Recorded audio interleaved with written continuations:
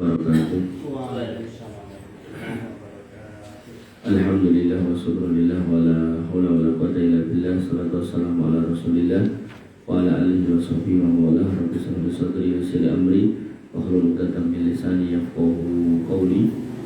Bapak Ibu yang dirahmati Allah, alhamdulillah kita bisa berkumpul di majelis kajian Sofa Marwah dalam rangka untuk menguatkan lagi keimanan kita.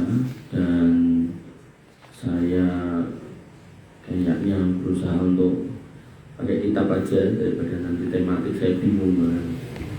Saya membawa kitab Shahih Tanda-Tanda Kiamat dan Kehidupan Sesudahnya karya Syekh Mustafa Abu Nasr Asy-Syalabi, disusun di tahun 1990 Masehi. Beliau ulama Mesir. Kita langsung aja. Masih juga. Belum tahu ya? Belum tahu. Belum tahu. Belum ngecek. Kita langsung aja. Di sini ada bab, disebut lagi babnya berapa. Dari mulai awal pengenalan tiga bab. Bab yang pertama yaitu tentang definisi hari kiamat. Kemudian bab yang kedua tanda-tandanya. Bab yang ketiga waktu terjadinya. Dan kemudian ada tambahannya yaitu tentang kematian, kebangkitan, mahsyar, hisab, mizan, sirat, dan tentang melihat Allah. Sebenarnya ini ya rangkaian dari kitab akidah yang yang kita juga pelajari di Masjid Istiqlal. Tapi ini secara khusus dimulai dengan kiamat, dan kiamatnya dikompleti. Judulnya ini Shahih Tanda-Tanda Kiamat dan Kehidupan Sesudahnya, Pustaka Azam. Pustaka Azam Mustafa Abu Nasr Asy-Syalabi.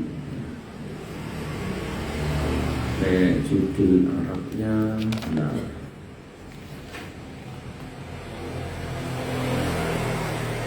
Shahih Asratis Sa'ah, Shahih Tanda-Tanda Kiamat, Shahih Asratis Sa'ah. Kita mulai ya. Bab 1, definisi dan pembagiannya tentang hakikat hari kiamat, yaitu pengetahuan tentang hari kiamat. Kiamat adalah titik nol untuk hari akhir, karena berakhirnya alam nyata dan seluruh kehidupan dunia dengan segala bentuknya sudah selesai.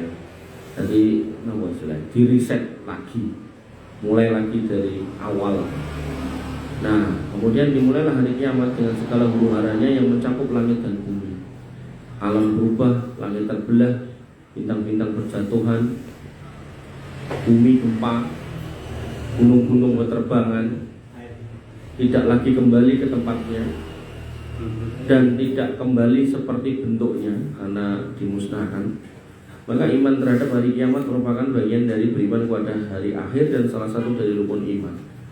Dan surat-surat Makkiyah yang turun di Mekah itu banyak yang berkisah tentang hari kiamat, agar orang kafir Quraisy itu segera ganti keyakinan itu loh.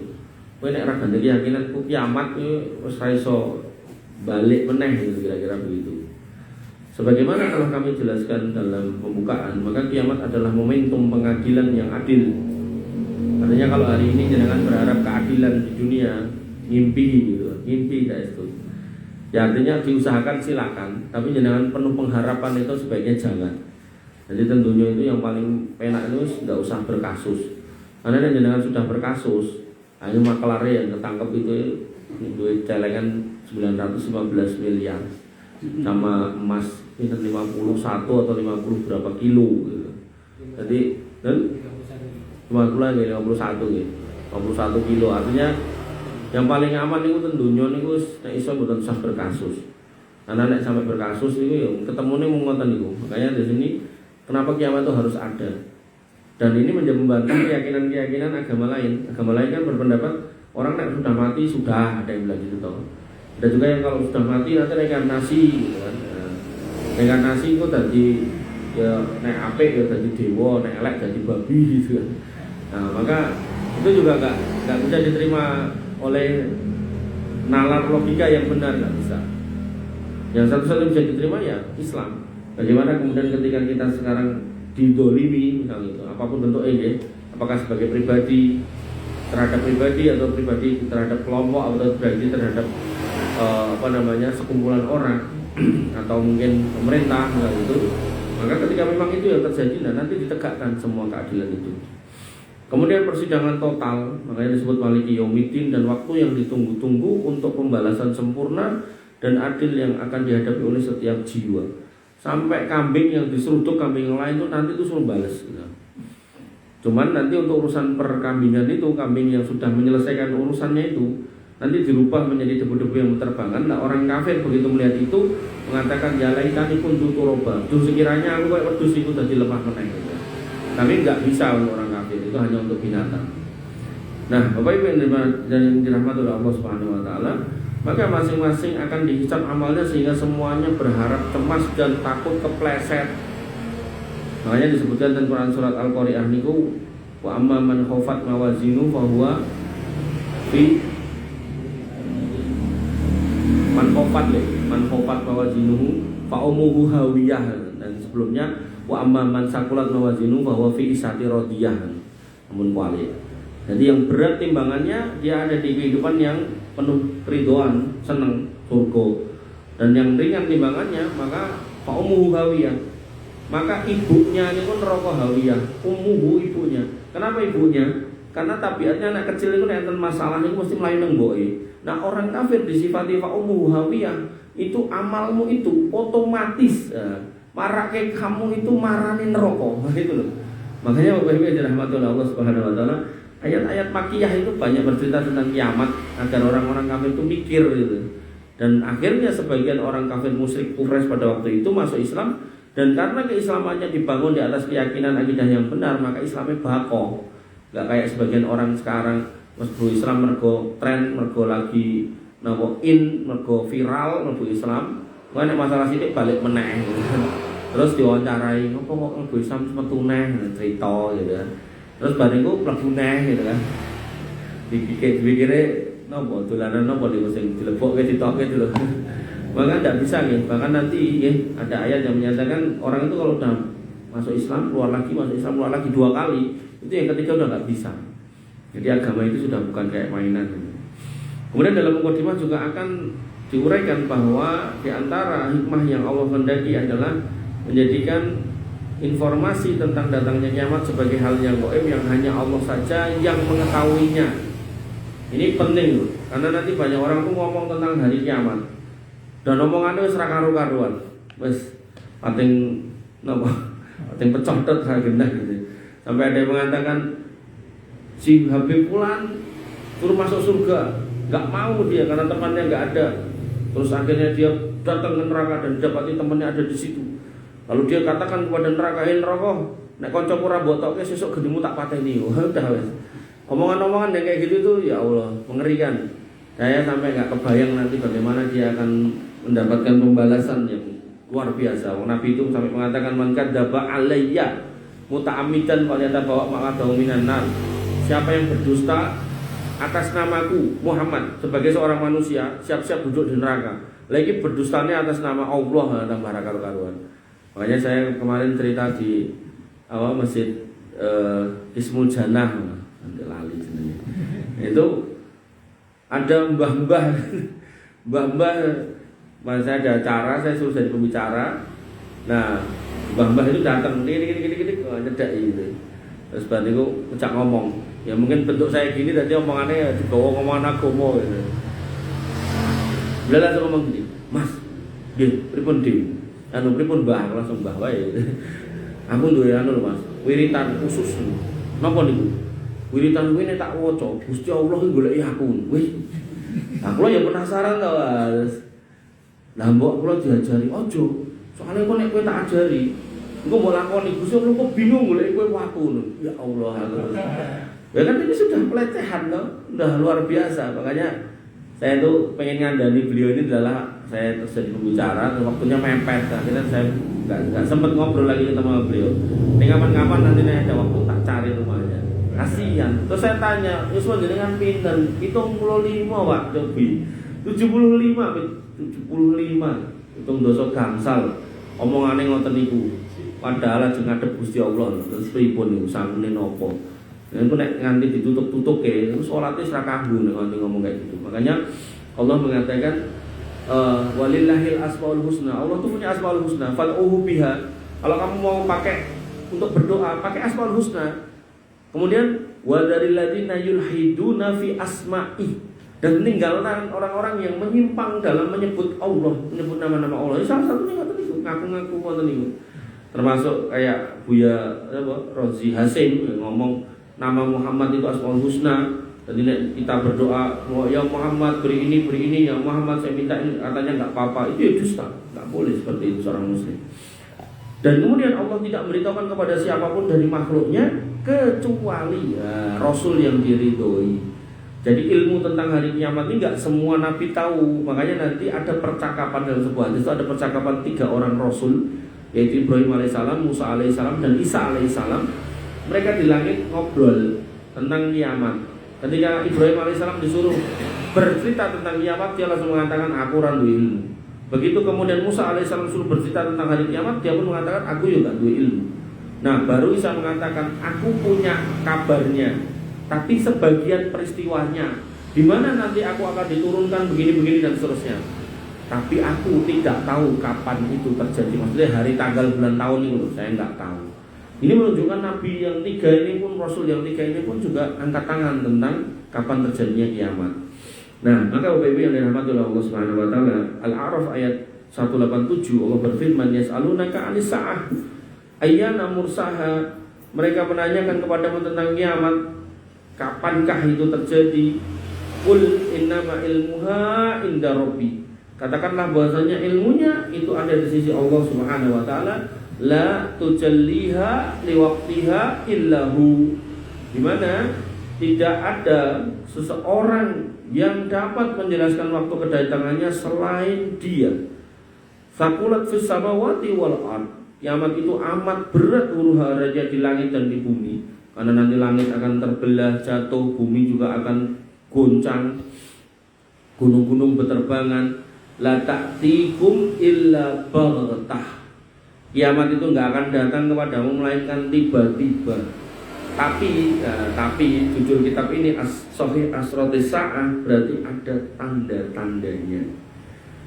Ibaratnya kalau gempa bumi itu kan enten BMKG sudah mengumumkan ada peningkatan getaran di sini dan di situ, atau nek gunung nih kok vulkanologi nih kok ada status ini meningkat menjadi begitu, nah tanda-tanda ini yang kalau kita pelajari kita harusnya makin berhati-hati. Walaupun nanti tiba-tiba makdir itu, tapi clue menuju ke sana niku nanti ada satu demi satu, setahap demi setahap. Kemudian dikatakan lagi di sini yas'alunaka ka'annaka hafiyun anha. Mereka bertanya kepadamu seakan-akan kamu benar-benar mengetahuinya. Qul innama ilmuha indallah. Katakanlah bahwasanya ilmunya di sisi Allah, walakinna aktsaron nasi la ya'lamun. Dan kebanyakan manusia itu tidak tahu. Setahun. Bapak Ibu yang dirahmati Allah Subhanahu wa taala, Nabi SAW kemudian bersabda dalam sebuah hadis tentang pertanyaan malaikat Jibril seputar masalah-masalah agama. Tadi malaikat Jibril pernah datang bertanya mal Islam, mal iman, mal ihsan. Kemudian di akhir pertanyaan beliau kemudian bertanya, fa akhbirni anis sa'ah, wahai Muhammad kabarkan aku tentang hari kiamat. Qala, kata beliau SAW, bal mas'ulu anha bi'alami minal sa'il. Yang mbok tanya enggak lebih tahu daripada yang bertanya. Ini juga menjadi dalil bahwasanya Nabi Muhammad SAW tidak tahu kapan kiamat terjadi. Maka yang ditanya Nabi SAW, sementara yang bertanya adalah Jibril, keduanya sama-sama tidak tahu. Jibril bertanya untuk nyari tahu, Nabi Muhammad menjawab kalau tidak tahu, dua-duanya enggak tahu. Dan di antara hikmah yang Allah kehendaki adalah bahwasanya informasi tentang hari kiamat hanya Allah saja yang tahu dan tidak ada satupun makhluknya yang mengetahuinya. Allah Subhanahu wa taala berfirman, "Fala yasuddannaka anha man la yu'minu biha wa taba'a hawahu fatarda." Maka sekali-kali janganlah kamu dipalingkan daripadanya oleh orang-orang yang tidak beriman kepadanya dan oleh orang yang mengikuti hawa nafsunya dan menyebabkan kamu jadi binasa. Ini menjadi dalil bahwasanya seorang muslim harus selalu waspada akan datangnya maut dan hari kiamat. Jangan sampai kemudian kita menyanyiakan hidup kita kemudian akhirnya mau datang atau kiamat datang, lalu kemudian kita menyesal. Dan kiamat merupakan salah satu hal yang gaib, yang hanya diketahui oleh Allah, dan tidak ada satupun hamba yang mengetahuinya karena tidak ada manfaatnya. Artinya kalau seorang hamba ini tahu meh ngopo gitu. Misal dikasih tahu 2000 tahun lagi kiamat, tentu orang yang usianya sudah 70 80 ya tetap aja belum tentu dia akan beriman. Wong sudah jelas banyak orang sholat, ya tetap aja ada orang Islam yang ngaku Islam tapi nggak sholat gitu. Artinya nggak terlalu signifikan kalaupun dikasih tahu. Maka karena itulah Allah Subhanahu wa taala lebih sering menyinggung tentang kiamat dalam banyak ayat dan menjelaskan bahwa waktunya pasti akan tiba. Jadi Allah lebih senang menjadikan itu sebagai surprise agar orang itu mawas diri. Kapanpun dia berpotensi akan wafat, maka dia lebih baik bersiap-siap daripada justru menghitung-hitung mencari waktunya. Enten orang yang kemudian ngitung kiamat 100 tahun ada juga yang kemudian menghitung dari umur bumi. Jadi bumi itu sebagai sebuah masa bisa dihitung, ternyata mengalami penurunan. Kalau setahun itu nurunnya masanya sekian karena sebab ini, maka kemudian diinterpolasi dan diestimasi nanti munculnya sekian ribu tahun lagi kiamatnya. Ada orang yang ngitung kayak gitu. Terus apa gunanya? Ada juga orang yang nebak tanggal 9 bulan 9 99 jam 9 ya nggak jadi. Terus dirubah lagi tanggal berapa itu tahun 2012 ya nggak jadi. Nanti dirubah lagi ya nggak ada yang tahu. Nggak ada yang tahu. Bahkan sampai di Kristen itu sampai ada orang bikin sekte hari kiamat, itu umatnya itu dibeden-bedeni tentang kiamat. Ya memang harus wedi. Cuman maksudnya itu dalam rangka dikumpulkan mereka di satu tempat. Terus apa kata pendeta yang bawa itu diikuti. Terus corokon zina ya mangkat, corokon apa aja pokoknya ngikut gitu kan. Sampai puncaknya dikutiplah di dalam Alkitab itu tentang orang yang beriman kalau minum racun gak akan ngefek racunnya. Digawe ke racun Pak, kon ngombe itu. Yo mati kabeh akhirnya. Maka seperti itulah orang-orang yang kemudian mendakwahkan kiamat tapi dipelencengkan ke urusan dunia, ke urusan hawa nafsu. Makanya tentang Malaysia itu digawe film nek judulnya sih bid'ah. Tapi terkenalnya di Indonesia film Walid gitu kan. Bercerita tentang seorang tokoh agama yang minta kemudian disobio-sobio sama umatnya, diagungkan, cara ngombe terus turahane guroyokan, cara wisuh turahane di rebutan gitu kan. Engko nek ketemu jamaah rada ayu diduting dipek bojo, diwayu ya ora apa-apa gitu kan. Nah, viral di Malaysia, viral di Indonesia. Filmnya digawe ten Malaysia, wong Malaysia biasa aja. Ning Indonesia banyak sing kepanasan. Kenapa? Ya, karena praktik itu banyak terjadi di sini gitu. Makanya Bapak Ibu yang dirahmati oleh Allah Subhanahu wa taala, memegang Islam di akhir zaman itu memang berat. Dan istiqomah di atasnya tentu lebih berat. Oleh karena itu maka terkait dengan kiamat, Allah tidak memberitahukan kapan agar hikmahnya orang itu tetap berusaha memperbaiki diri. Biar gak nyantai-nyantai lah. Misalnya jangan ngerti kiamat 3000 tahun kas, nyantai jangan, santai, ruwayahe gitu toh. Makanya gak dikasih tahu kapan kita meninggal, gak dikasih tahu kiamat kapan, agar kita itu terus memperbaiki diri, terus bertobat, terus menjadi hamba Allah yang bertakwa. Allah berfirman, "Za'amal ladzina kafaru alla yub'atsu." Orang kafir menyangka mereka gak akan dibangkitkan. Qul bala wa rabbi latub'atsunna summa latunabba'unna bima amiltum. Katakanlah ndak kayak gitu. Demi Rabbku benar-benar kamu akan dibangkitkan dan akan dikasih tahu apa yang telah kamu kerjakan. Wadzalika 'ala Allah yasir, dan itu buat Allah sangat mudah. Ataupun ayat 7. Kemudian pada ayat yang ke-59 Quran surat Ghafir, inna sa'ata la'atiyatun la raiba fiha walakinna aktsaron nasi la yu'minun. Sesungguhnya hari kiamat pasti akan datang dan tidak ada keraguan tentangnya. Akan tetapi kebanyakan manusia nggak mau beriman. Bahkan ketika ada orang yang menyimpang dalam mencari Tuhan, artinya ketika kemudian ngomong ketuhanan, Tuhan itu Allah meminta dipanggil innani anallah, aku itu Allah, sebutlah namaku Allah. Ada orang lain yang menyebut Allah dengan yang lain-lain, disebutnya Yesus lah, disebutnya macam-macam gitu. Jadi kan jenenge balai kota niku enten Tuhan sing lagi sare teng mriku. Ya sing nek pun lewat, nek lewat mang lewat. Enten Tuhan yang lagi sare teng mriku. Melekar itu. Buddha gitu. Nah, maka Bapak Ibu yang dirahmati oleh Allah Subhanahu wa taala, nah, ada orang-orang yang salah dalam menyebut nama Allah, tapi kemudian dia justru mendakwahkan itu yang benar. Nah, Allah mengingatkan jangan sampai kamu salah dalam keyakinan, karena kiamat itu pasti datang dan gak ada keraguan, dan orang-orang kebanyakan itu malah gak beriman. Jadi orang yang harusnya beriman kepada Allah, menyebut nama selain Allah atau milih keyakinan kepada selain Allah itu aja salah. Apalagi muncul meneh orang ateis yang dia jangankan kok ngomongin Tuhan sing salah, bahkan semua Tuhan aja dia gak beriman gitu. Wah, itu tambah parah meneh gitu kan. Artinya itu sama kayak dia pengen mengatakan bahwasanya semuanya itu terjadi dengan tiba-tiba. Mak Jegagi muncul manusia, Mak Jegagi muncul planet, itu yang didoktrinkan oleh teori evolusi. Jadi bumi itu dari nggak ada tiba-tiba ada, bahkan nggak ada yang nyiptakan. Manusia pun dari sel satu yang kemudian ada di laut, kemudian membelah jadi gede, jadi iwak terus kemudian jadi gede, kemudian muncul siripnya membesar jadi kaki, terus mentas. Begitu mentas terus jadi binatang mamalia yang melata, kayak tikus tapi rada gede. Kemudian tikusnya ngadeg, begitu ngadeg terus melompat lewat jadi monyet.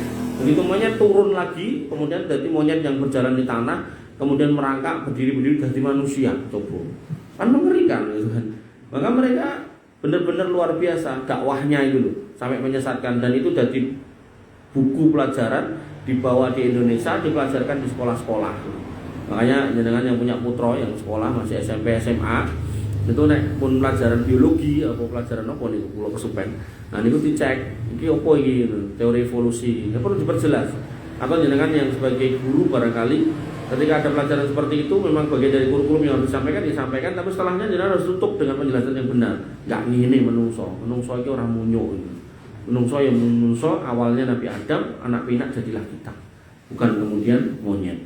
Bapak Ibu yang dirahmati oleh Allah Subhanahu wa taala, kemudian pada Quran surat Saba ayat 3 Allah berfirman, wa qala alladziina kafaru la ta'tina as-saa'ah. Orang kafir berkata hari kiamat itu enggak akan datang kepada kami. Loh. Terus kemaki, ora mungkin awake dhewe kena. Aman loh, kata dia. Qul bala wa rabbi la ta'tiyannakum alimil ghaib. Katakanlah pasti datang demi Rabbku yang mengetahui yang gaib, pasti datang. La ya'zubu anhu mithqalu dzarratin fis samawati wala fil ard. Sesungguhnya kiamat itu pasti akan datang kepadamu dan tidak akan tersembunyi apapun, walaupun sebesar darah sekalipun yang ada di langit ataupun yang ada di bumi. Wala asgharu min dalik, bahkan yang lebih kecil dari itu.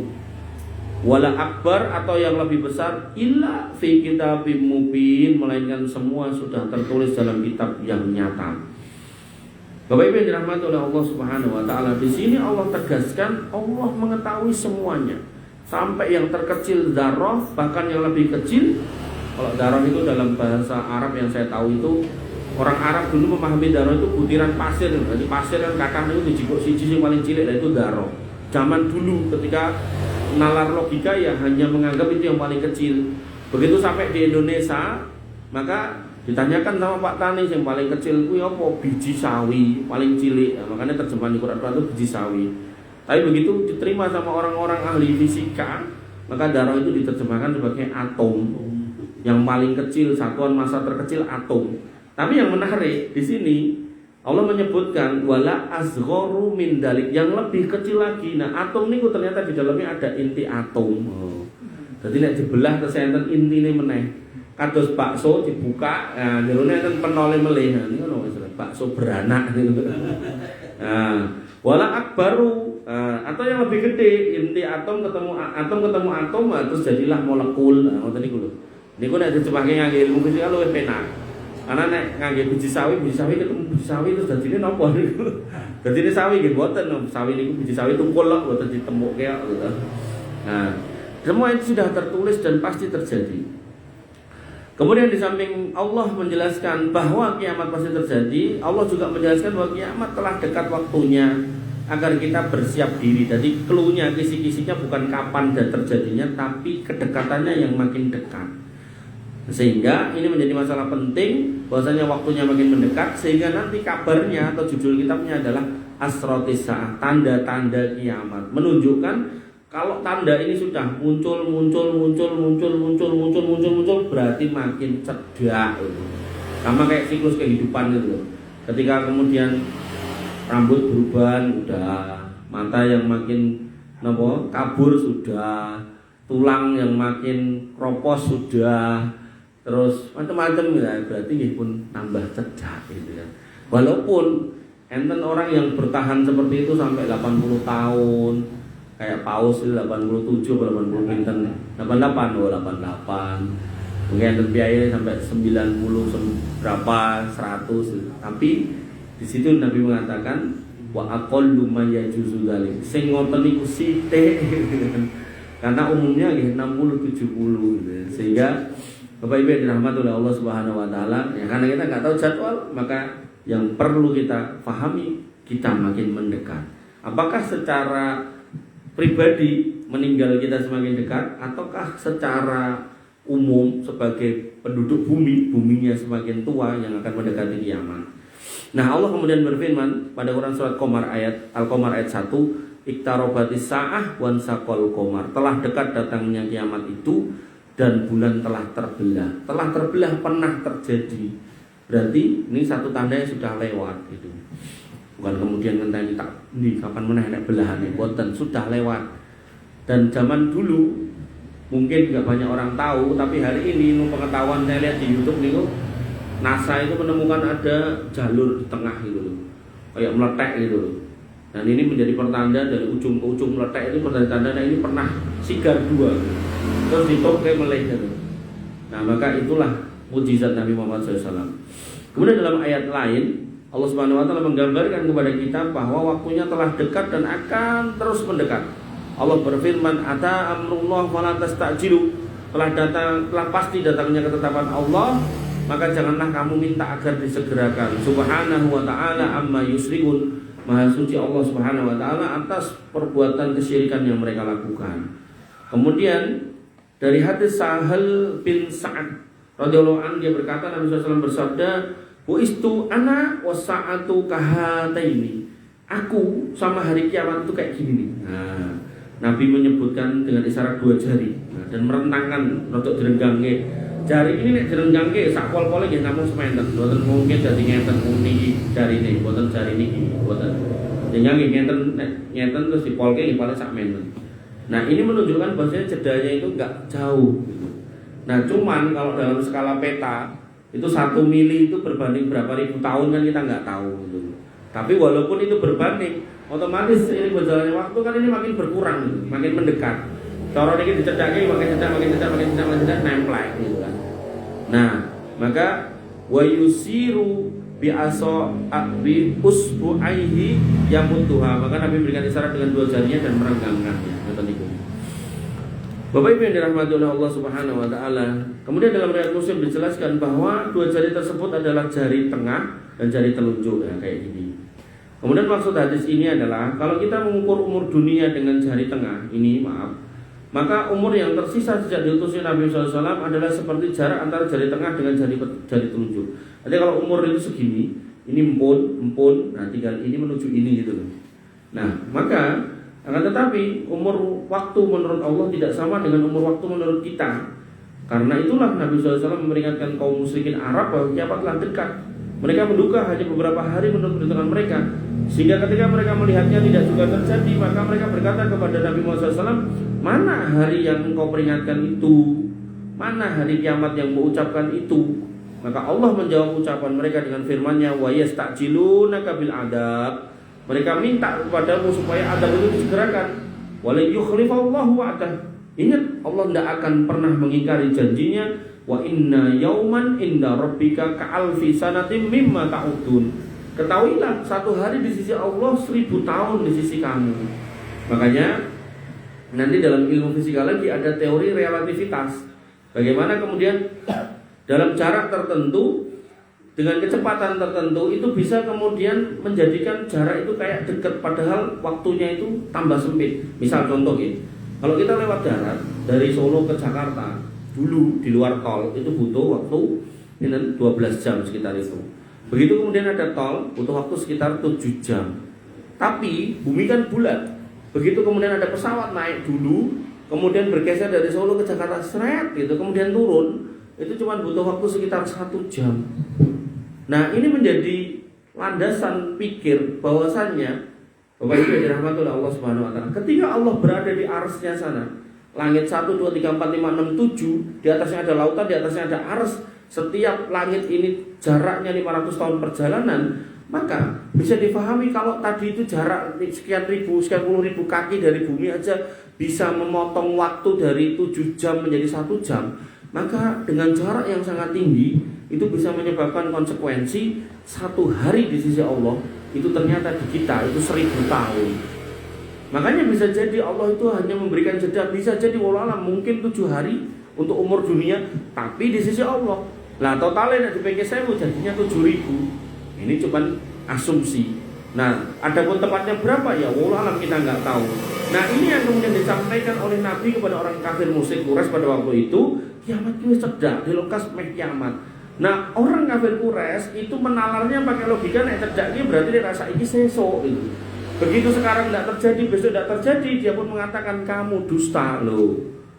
Dan di situ Allah kemudian menjawab, wa yastajilunaka bil adab, kamu mereka itu minta disegerakan adab, wala yukhlifullahu wa'dah. Allah tidak akan mengingkari janjinya. Kemudian wa inna yauman inda rabbika ka'alfi sanatin mimma ta'udun. Adapun hari di sisi Rabbmu itu 1000 tahun di sisi kalian. Makanya Bapak Ibu yang dirahmati oleh Allah Subhanahu wa taala, kalau satu hari di sisi Allah itu 1000 tahun, maka 60 tahun itu paling-paling kira-kira cuma sekitar 15 menit. Sehingga setiap menit itu kira-kira 4 tahun gitu. Artinya kalau kemudian kita hari ini berumur misal 56, kemudian mau menanti 60 ya berarti tinggal semenit gitu. Ini menurut kacamata teori relativitas sangat bisa dipahami seperti itu. Dan dengan logika itu saya berharap dengan juga mengerti. Kemudian yang kedua, definisi sa'ah atau kiamat secara bahasa dan secara istilah. Sa'ah secara bahasa adalah bagian dari waktu malam. Sa'ah atau siang, sa'ah itu sebentar. Sa'atan, sedilok wae. Nah, kemudian bentuk jamaknya adalah sa'at. Sa'at. Kemudian dalam Al-Mu'jam Al-Wasit disebutkan sa'ah adalah satu bagian dari 24 bagian, yaitu malam dan siang. Jadi sa'ah itu jam itu loh. Kami sa'ah jam berapa sekarang? Nah, kemudian disebutkan lagi bahwasanya dan ada alat yang dengannya kita bisa mengetahui waktu dengan hitungan jam, menit dan detik. Jadi sa'ah itu jam dalam menurut bahasa. Kata sa'ah ghafilah, jam-jam yang lengah atau santai, adalah waktu antara maghrib dan isya. Artinya sa'ah itu waktu.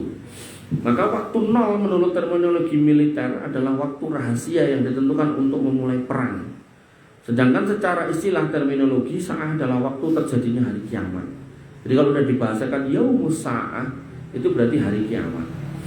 Dinamakan demikian karena cepatnya perhitungan amal pada hari tersebut, atau karena orang kaget pada hari tersebut dalam 1 jam dan semua makhluk binasa hanya dalam 1 jeritan. Artinya dalam kondisi yang cepat dia orang sudah binasa semua. Kemudian sa'ah kiamat memiliki 3 arti. Yang pertama sa'ah kubro, kiamat kecil, yaitu matinya manusia. Artinya ketika kita meninggal itu adalah kiamat buat kita. Artinya kita sudah tidak bisa apa-apa.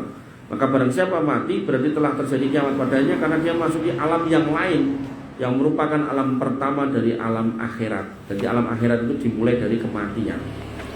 Nah, kemudian sa'ah kubro, hari kiamat besar, maksudnya adalah hari kiamat yang besar, benar-benar besar itu, sebagaimana Allah firmankan yas'alukan nas anis sa'ah, manusia bertanya tentang hari kiamat yang besar. Maksudnya adalah hari kiamat yang pada saat itu manusia dibangkitkan dari kubur mereka untuk dihisab amalnya. Kemudian yang ketiga, sa'ah terkadang diartikan sebagai matinya orang yang hidup dalam satu generasi, sebagaimana disebutkan dalam sebuah hadis dari Aisyah yang berkata, beliau berkata, kanal Arabu idza qadimu ala Rasulullah SAW sa'aluhu anis sa'ah. Orang-orang Arab pada waktu itu ketika bertemu dengan Nabi SAW, mereka bertanya tentang hari kiamat. Mata sa'ah, kapan kiamat? Fayanduru ila ahdasi insanin minhum fayaqul. Kemudian Nabi SAW melihat kepada manusia yang paling muda di antara mereka dan bersabda, in ya'is hada, kalau orang ini masih hidup, lam yudrikhul haram, belum sampai tua, hatta qomat alaikumus sa'ah, sampai kiamat terjadi di antara kalian, qala hisab yakni mautuhum, yaitu kematian kalian. Jadi ketika orang Arab itu bertanya kapan itu kiamat, maka Nabi melihat orang yang muda dan mengatakan kiamat ini orang ini terus meninggal. Nah itu kiamat. Bapak Ibu yang dirahmati oleh Allah Subhanahu Wa Taala. Yang ketiga, kemudian definisi asrot itu tanda dan imarat, tanda-tanda. Maka secara istilah, secara bahasa, asrot itu jamak dari syart yang artinya tanda. Asrot adalah sesuatu adalah permulaannya, seperti surut penguasa pasukan pengawal raja atau presiden, yaitu sekelompok pasukan pilihan yang dipilih oleh penguasa dari antara sekian banyak pasukan.